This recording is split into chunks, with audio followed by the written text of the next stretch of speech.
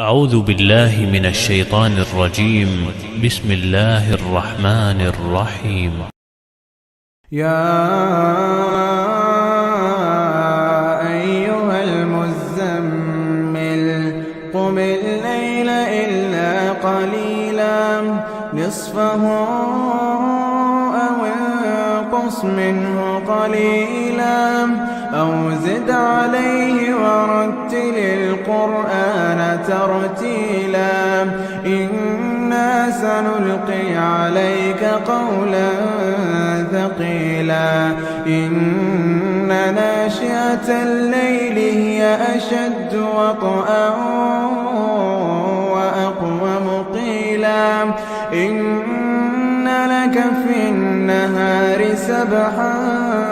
طويلا واذكر اسم ربك وتبتل إليه تبتيلا رب المشرق والمغرب لا إله إلا هو فاتخذه وكيلا واصبر على ما يقولون واهجرهم هجرا جميلا وذرني والمكذبين أولي النعمة ومهلهم قليلا إن لدينا أنكالا وجحيما وطعاما ذا غصة وعذابا أليما يوم ترجف الأرض والجبال وكانت الجبال كثيبا مهيلا إنا أرسلنا إليكم رسولا شاهدا عليكم كما أرسلنا إلى فرعون رسولا فعصى فرعون الرسول فأخذناه أخذا وبيلا فكيف تتقون إن كفرتم يوما يجعل الولدان شيبا السماء منفطر به كان وعده مفعولا إن هذه تذكرة فمن شاء اتخذ إلى ربه سبيلا إن ربك يعلم أنك تقوم أدنى من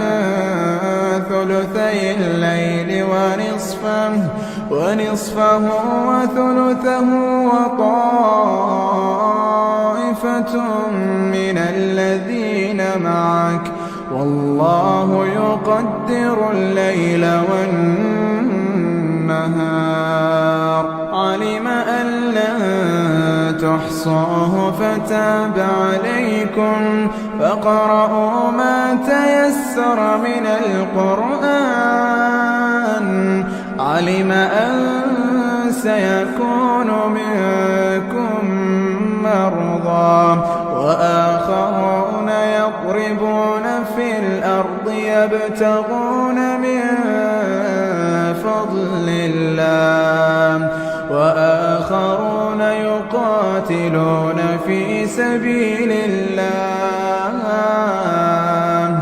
فقرأوا ما تيسر منه وأقيموا الصلاة وآتوا الزكاة وأقرضوا الله قرضا حسنا وما تقدموا لأنفسكم من خير تجدوه عند الله هو خيرا وأعظم أجرا واستغفروا الله